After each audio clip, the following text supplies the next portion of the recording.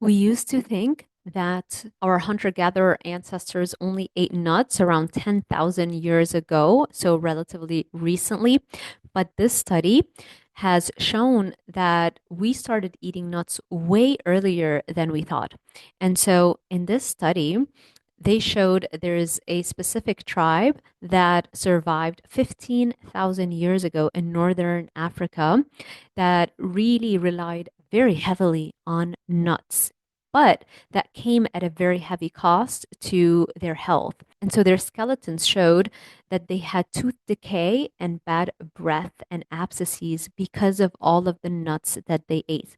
The paper was led by British scientists and it was published in the Proceedings of the National Academy of Sciences. The paper is based on excavations and studying on a dozen hole riddled dental remains found in Morocco's Tafourelt Cave. So we used to think that toothaches were very rare among hunter-gatherers, but this research suggests that they arose earlier than previously thought by several thousand years. Specifically, they found high prevalence of caries in over 50%, specifically 51% of teeth amongst all of the dental remains. And this is way higher than the rate of tooth decay that we generally see in other studies looking at hunter-gatherer remains, whereby dental cavities only existed at a maximum of 13%, so from 0 to 14% only. Whereas in the specific tribe that ate so many nuts, 51% of their teeth were all messed up, which meant that they lived with lifelong toothaches and bad breath. So this analysis was done on a total of 52 adults whose remains were found in the 50s, as well as during more recent excavations that were begun in 2003. And the scientists were able to figure out that the plant material that that tribe subsisted on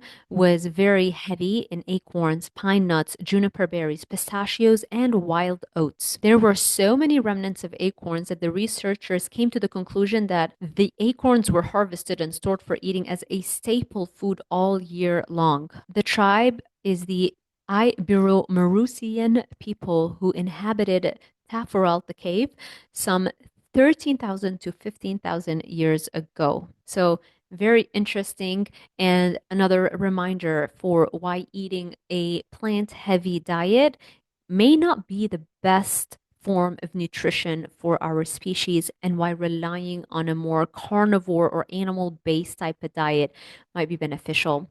To learn more about the carnivore diet, I will send you a free copy of my guide, 30-Day Carnivore Diet Challenge, if you sign up to my newsletter on drzaldivар.com/newsletter. I will make sure the link is also in the description box below so you can click on it more easily. Thank you for watching. If you enjoy this kind of content, let me know so I make sure I film additional content on this topic. And make sure you share this video with friends and family members who love to eat a lot of nuts, a lot of grains, and a lot of plant foods. Thank you for watching, and I will see you in the next one.